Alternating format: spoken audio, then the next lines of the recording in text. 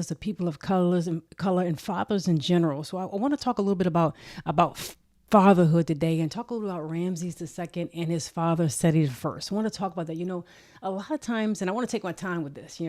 This topic and this idea of fatherhood and people who are fathers, people who are people of color, black fathers, fathers from Africa, fathers in history. We don't talk a lot about it, and as we talk about it, a lot of times, as you know, obviously, black people and the black man get downtrodden, get talked about in so many ways that just isn't fair and that just aren't fair, and that we really don't give enough credit to people who've stood up for their fathers and people who've been upstanding men who took care of their family and did not hurt their family, people who did wonderful things for their family. We don't talk about them. And I want to talk about Ramses II today, and I'm going to be going through this document, and I plan to make this document available to those who are subscribers to me on YouTube and Facebook. So our subscriber page, our membership part of my site, I plan to make that available to you so you can download, but I'm working on it. It's a large document I'm going to talk about today, but I want to kind of jump into this and delve into this whole exercise, because as we think about it, I've been talking a lot about just ancient Kemet and ancient Kush, and I want to do a whole series on fathers and sons, because there's so much information and there's so many things that ancient Kemetic people and ancient Kemetic kings and queens talked about in terms of their fathers. They talked about their mothers a lot. So don't get me wrong there. There was a lot that they talked about their mothers, and their mothers are oftentimes mentioned in documents where their dad is mentioned. But there are remarkable things that are given, that are said with respect to fathers and relationships in ancient Kemet and ancient Kush. And I want to talk about this. So this whole week, kind of leading up to and including kind of leading up to Father's Day, I want to talk about this and give shine to fathers today. So I thank you so much for joining me, and I appreciate you for joining this and kind of help me talk about this. And I will say up front, I do have my new book. I have my book, Religion of the Black Land, and in it I talk about the Victory Stela of Pianki, who was a famous father in history, father of Taharka. I talk about the Asari Intel. I talk about the 42 Declarations of Innocence. I talk about a number of things, the teachings of Ptah-hotep. So I talk about some famous documents that are in Kemetic and the Shabaka stone, famous documents that are in Kemetic and Kushite words that are penned to Kemetic and Kushite people who express what they believed in terms of God and their religion, which is just a way, religion is just a way to connect with God. That's what it is. And so I talk about that in my new book. It's available on Amazon, Religion of the Black Land by Danita Smith. If you get a chance, check it out. It's on paperback and Kindle. If you want to get it, you can definitely get it. And we'll let's jump into this whole conversation about Ramses the second and Seti the First. Now, if you didn't know, Ramses the Second's dad, his father was Seti the First, and you hear a lot about Seti, and you hear about him. And one of the famous things about Seti the First is that Seti the First had probably the most famous temple, if you will, that's in Abydos. An Abju, if you had the ancient word for that. And it is a wonderful, beautiful temple that right there, and it was a part of the eighth nome, was a part of Upper Egypt, part of the southern part of Egypt, the southern part of ancient Kemet during the ancient Kemet's history. And this temple that Seti had built, and that in his honor, and that Ramses helped to refurbish, if you will, for his dad, is a magnificent temple there. There's so many things that happen in Abydos. You have and it's Abydos or Abju, which is one of the which is the ancient Kemetic name for this word, Abydos. But there are so many people. Some of the early dynastic people had their tombs at Abydos, at this part of ancient Kemet. They had their tombs there. There's also a very famous list of kings from like the first king all the way to Seti the First, really, that's listed. There's a famous list of kings that's right there in the temple of Abydos that you can find. And so there is a whole story. There's a whole story about this tomb in this temple that's really significant. So Ramses II is the son of Seti the First. That's his dad, Seti the First. And there's a remarkable document that's included at the temple of Abydos that you can find there, where he talks about what he did for his father and what he did to remember his father. And I think it's a great way to kick off our understanding and our celebration of Father's Week. I'm going to call it not just Father's Day, Father's Week, right? Where we are looking at great fathers in ancient Kemetic and Kushite history and talking about what their family members said. What did their sons, what did their daughters say? Why were they considered great fathers? Why were they considered great people? A lot of times when we talk about ancient Kemet and we talk about Ramses, people talk about Ramses in such such a, I think, kind of a dishonorable way. And they're impressed with his major buildings, and they talk about how big the building was. And the first thing that come out of their mouths when you hear people talk about Ramses, a lot of times in modern day documentaries, is that, oh, he must have been like some, arrogant person. He must have been stuck on himself. He must have been arrogant and high in his head, and loved himself too much. They talk about that, and they give, let's say they have 8 minutes for this segment that's going to be a part of a documentary. They spend so many minutes talking about how big the tombs were, how big the monuments were. They never tell you what they said in them. Like, imagine that you have this huge, amazing, wonderful document that's written in stone, that was written by somebody thousands of years ago, that you can share what they said to people, the audience that's watching you. And we just talk about he had a big head, and of course, Ramses II is what people talk about as being perhaps the king of the Exodus, in the Exodus story with respect to the Israelites. They talk about that, even though there's no evidence in any of the Kemetic literature or any of the Kemetic documents or anything that to suggest that. People will spend time talking about that and never talk to you about what Ramses said. Just kind of say he had a big head, and he must have loved himself because he built all these temples of huge, big edifices like Abu Simbel and things at Waset near Thebes, and things he did at Abydos and things like that. And in the northern part, that he built so much.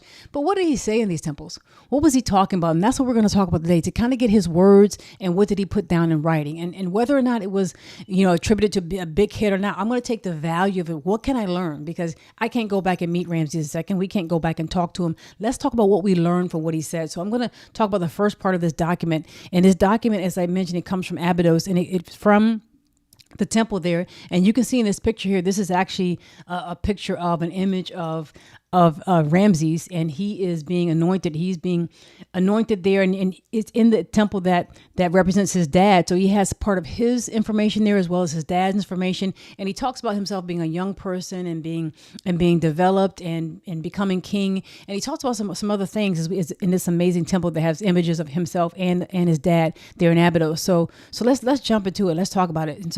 And as I mentioned, this resource I'm going to be giving to people who are paid members and subscribers on YouTube and Facebook. Like I said, I like to give you downloadable stuff, content that you can download and read. I want you to see the videos. I like you to watch the videos. I hope that you share this with somebody, comment in it, like it and share it, subscribe to the channel. But I also want you to read and have something you can read on. So maybe you don't have the time to research all this. Maybe you have a lot of things going on. Well, that's what I do. So I'll go in and do the research and share this information in ways that can help us apply it today. How can these things help us today? How can we talk about fathers in a way and learn from them and learn what their concept was of fatherhood and being a son and being a child, if you will, of somebody who's great. So this is also an image of Ramses II from his Jubilee. You probably know he's one of the longest serving rulers in ancient Kemet. So he ruled for over 60 years, just to let you know. So he ruled for a very long time. And as he ruled, when you ruled for a 30-year period, for 30 years, you had a Jubilee, you had a Hepset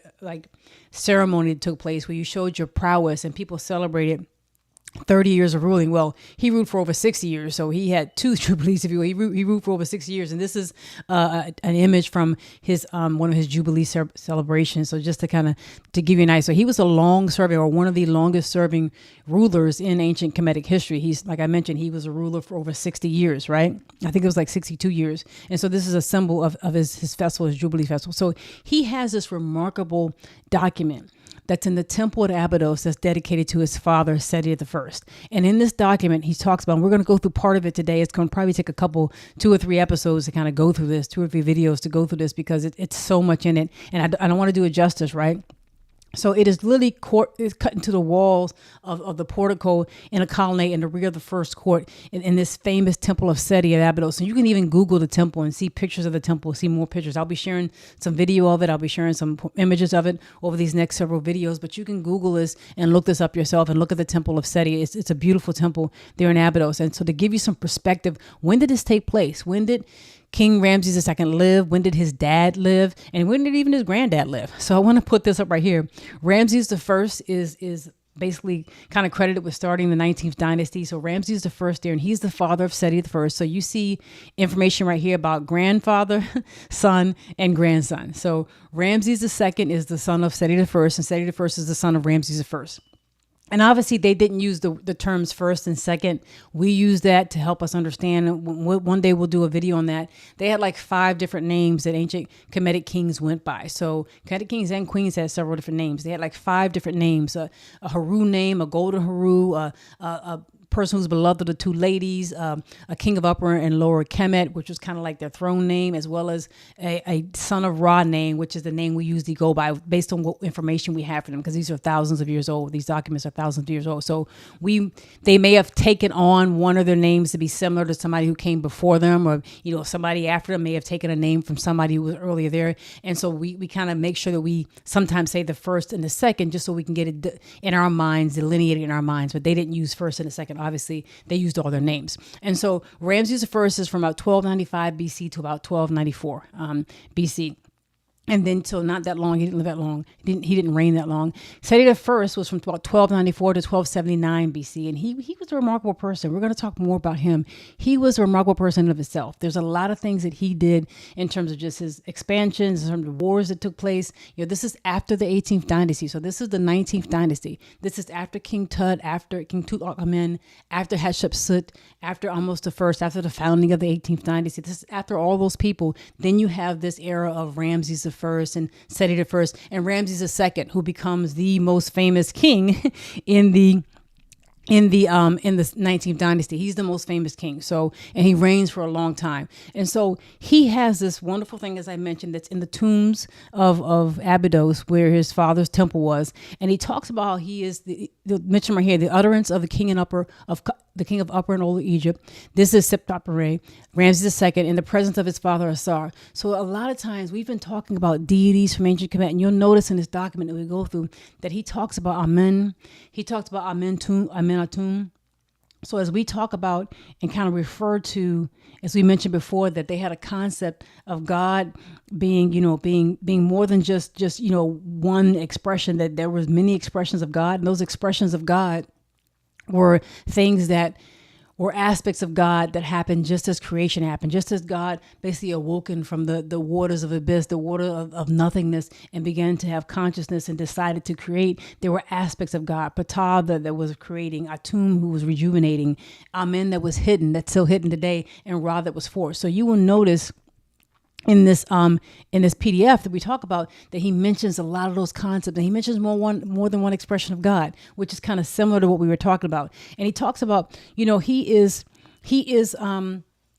is coming here in the presence of his father Asar, and he says, "I champion you like your son Haru. I'm like Haru." And ancient Kemetic kings were supposed to be like Haru. So the famous Haru, who is a deity, who is the falcon deity, and you can see aspects of Haru as a falcon deity here anointing Ramses. There you see aspects of him anointing Ramses.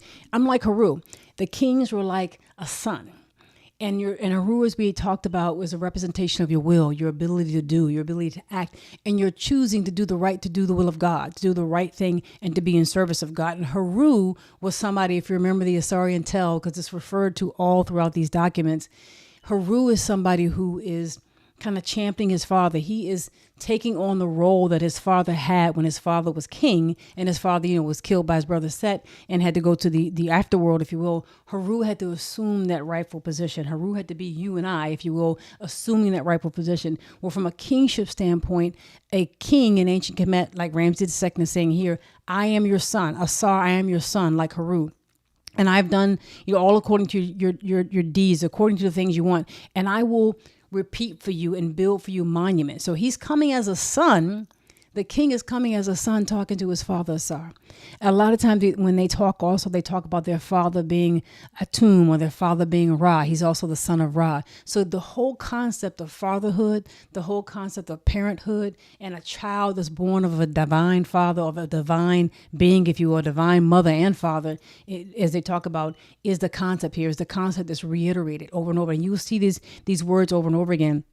And he talks about, that I'm answering on behalf of my father who is in the netherworld, who's in the afterworld. For a son, the son becomes the champion of his father, like Haru. He's saying this whole concept and the crux of this first part and this major part of this document, the King Ramses is really saying for his dad is saying that a son becomes the champion of his father, that a son is someone who will stand in the place where his father stood, who will make sure he carries on the deeds of his dad, that he carries on the traditions of his family. And that if a son doesn't do that, that son is really no good son, is not a good son. I was reading something about King Senusret, who we'll talk about, when he took over part of Nubia and built a fort in Nubia and above the second cataract. And he was trying to say, basically, this is an area, a boundary that I set up greater than my father's, farther than my father's. And any son who is a son of mine will honor this boundary, will fight for the land that I have acquired. If a son rises from me and does not fight for the land that I have acquired, then he is no son of mine. So this idea of divine kingship, this idea of fatherhood, this idea of sonship, if you will, is talked about all throughout Kemetic language, all throughout I'm championing my father. So here is Ramesses, the one who everybody says is kind of arrogant, has a big head. He's here talking about a son is a champion of their father, like Aru, when he championed his father, that he forms him who formed him. So he's talking about like statues and emblems and things you would make that resemble your dad, things like the temple that he wants to build and refurbish for his dad. He said, I will fashion him who fashioned me. I will form him who formed me. That making him come alive, the name of him that begot him. That you actually are remembering your father's name. You remember your father's name when you build temples to him, when you represent your dad. And in this day and age, obviously we're not going to build temples, right? Maybe you have a t-shirt, maybe you have pictures, maybe you have famous things that maybe your dad or your mom said, and you are teaching your children who may or may not have known your father, may or may not have known your parents, and you're teaching them the things that they taught you. I mean, there's so many things that my dad told me that his mom told him, and I had the wonderful real privilege of knowing her before she passed away. That you just never get. There are sayings that she had. There's a wisdom that she had. There was a wit. She had a saying for everything. There was a wit and a wisdom that she had coming from Georgia and right on that area of Georgia and South Carolina. A wit and a wisdom that she had that's just not matched today. They had a way of saying things. They had a way of spilling out wisdom. She would say she'd get up before the rooster put his shoes on. Before the rooster put it. That was one of her sayings, and she got a lot of this from her mother. The wisdom that our family have, that our grandparents, our grandparents, we pass them on. We are the ones who represent. And he's talking about right here, we fashion them who fashion us. We form them and shape them in the minds of our children, the people who shaped us. And that's what we're supposed to do. And you're supposed to keep alive their name. You keep your dad and your mom alive. You keep your dad alive by remembering his name. That's an amazing thing. That's an amazing concept. And they didn't mean this in any type of silly way or some superficial way. They really literally meant you are forming them who formed you. You are keeping them alive by remembering their names and remembering what they said for you and what they taught you and teaching that to your children. So as we talk about, he goes on to talk about, that he's given life like Ra. So he's mentioning Ra in this. So once again, we're going back to them talking about, mineralogy and talking about just aspects of God, right? So they mentioned Ra there in this particular thing, as they will mention Amen soon. And then, as he goes to Waset, which is what we call today Thebes, he's talking about that the document talks about that he rose as king of the two lands in an act to champion his father in the very first year of his reign. And it talks about him going down to where Waset is to have a feast and a festival, and that he built temples. And he built temples. They talk about him building temples for himself and his dad, for him building temples and building temples for his fathers that are representative of God, if you will. And he talked about them building temples in Waset, building temples in Memphis, right? In the northern part, building in the southern part, building temples in Abydos or Abdu, as you would see, which is it's still upper Kemet. It's the southern part of Kemet, but kind of a little farther north than Waset. That he's building these temples kind of like Middle Egypt, if you will. And that he's doing this in a place where this is Asar's land, on Asar's soul. And he's talking about how King Ramses II was restoring the monuments of his father, which were in the cemetery, and making his name alive, fashioning his statues, fashioning him that fashioned him, forming him that formed him. And this whole idea, so King Ramses is saying this, and this is, as I mentioned, in the temples of the wall, in the temple wall at Abydos, in that temple, he's talking about how this is his goal. This is one of his major reasons for doing what he's doing. And in the very first year of his reign, he is going to fashion the temples of his dad. He's going to make sure that his dad, his father who was Ra, his father who was Amen, his father who was Atum, but also his father who was Seti the first, that he's going to make sure that his father's memory is alive, that his father's name is alive, and that he will be giving offerings so that his father's life and his father's energy, his father's soul would live forever.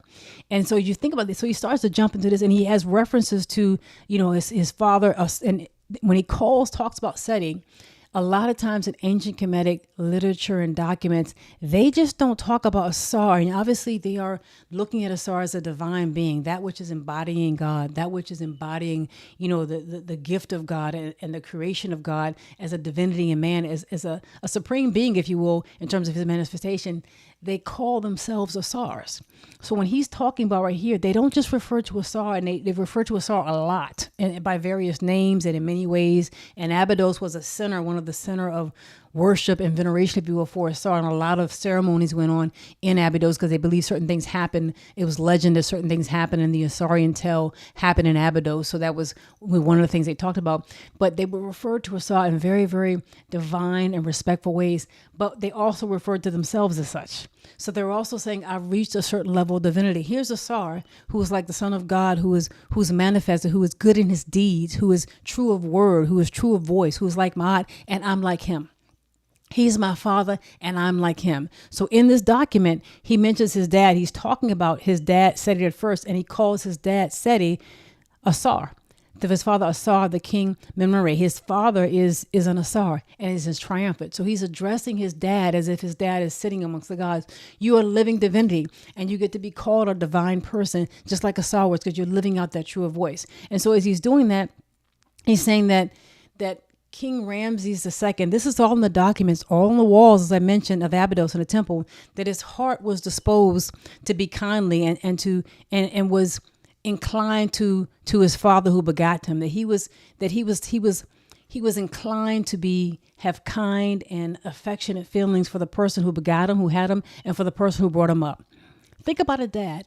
Think about what a dad does. A dad raises his son, raises his daughter. It's not just somebody who is a father and that they help create the child and they're not there, or they're not active. They're not there for the child's grades. They're not there for the child's development. And it's development in many areas. And when they talk about, and we've talked about this a lot, and we'll continue to talk about this, like the teachings of Ptah and the instructions of Merikare and all these different instructions that were Kemetic traditions where a father was talking to his child, a father was talking to his son, or talking to his son who was going to become king. So that whole idea, it wasn't just hey son, go play games, go play a ball game, or hey son, be a good king. It was specific instructions in Ma'at, specific instructions on how to handle yourself when you're in council, specific instructions on how to be good to the people, how to be fair, how to let love lead you. That's a better way to rule than killing people around you. That's not a good way to rule. You're going to actually have dissension that way. These were specific instructions. And I believe there are 5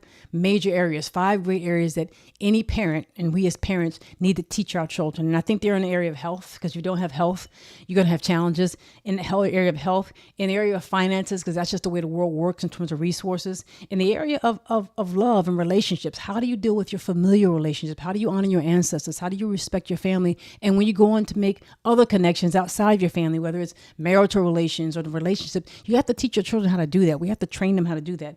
Education. If you're not developing your mind and developing your brain, you're going to have challenges in this world. And you can use the wonderful power of your brain to be able to do so many things in this world, so many things your mind can do. It's almost like a part of your spirit. It's almost like an extension of your spirit. You have your body and your mind, and you have your spirit and your consciousness, right? They're almost like extensions of one another. And you could do so much when you apply your mind. So education is the 4th one. And then spirituality, your connection. How do you tie back to God? We need to be teaching our children in all 5 of these areas. And that's what I've taught my child. I taught him these are things that, and specifically, what do you need to do? And so when we think about a father who brings up his son, what King Ramesses is saying here is that his dad didn't just give him a few words of advice. His dad raised him. Right? His dad gave him instructions beyond just a few words, right? His dad was there to teach him how to handle the kingship, how to handle your money, how to handle officials who are under you, how to handle the people, how do you collect taxes, how do you deal with war, how do you worship God, how do you make sure God is on your side, don't forget to give your offerings like you're supposed to, how do you respect your family. He was teaching him all these things, not just 1 or 2 things. His dad brought him up. You know, so he is there and remembering and respecting the man who brought him up. And so when we think about fatherhood, we're thinking about some serious things here. And Ramses II and a lot of people in ancient Kemet, a lot of people in ancient Kush, they talk about their dads, they talk about their fathers in very glowing ways, in very respectful ways. Because this, if your dad was a king, right, this was a person who had great authority. And a lot of times, especially as you start to get into a new kingdom, you will see documents in ancient Kemet that showed that a father and son ruled together. There was a time when they were co-rulerships, that they would give them cartouches and give them special designations on documents and on monuments to show that he was the king who was older and he was the son who was young, who was basically a co-ruler with him and would eventually take over when the dad died. So you had a really situation where this king was being respected and looked at like a godlike figure, and sharing those resources and that shine, if you will, with his child, with his son who was to be the next king. You know, a lot of times we want to keep everything to ourselves, but we're talking about documents that show that there was a connection there, that there was a familiar relationship. And many times you will see that conversation between a father and a son, one king and the next king, who would be king, right there. And Ramses is talking about that. I'm inclined towards the person. My heart feels affection for the person who brought me up. And that's Seti the first. And so he's talking about this. And as we think about that, I think it's, time for us to give fathers their shine and to give them a break. A lot of times we take and look at the black father, we look at black men and the media and crazy things. And sometimes we let our children feed into that myth, that men are this. That's like a ridiculous myth that we have to reject. It only becomes true in our minds because we let these things, we hear these things, we listen to them in music, we breathe on these things, we almost meditate on them because we put them to music. We watch them in very grandiose types of ideas in terms of TV and think that that's reality. Even though you may or may not know anybody like that, even though if you even know somebody like what they're showing on TV, there may only be a few people. And all these people who are not like it. You may not even know anybody like that. But you take that as a reality and say, that's how it is. That's how black people are. That must be how black men are. That's ridiculous. We need to reject that. There are plenty of men, plenty of black men, good black men out there who are doing their things, who are holding it down and who are being fathers. And we need to respect that and we need to put that up. We don't need to let the media and other people put in our minds what our men are like. And we need to continue to raise them.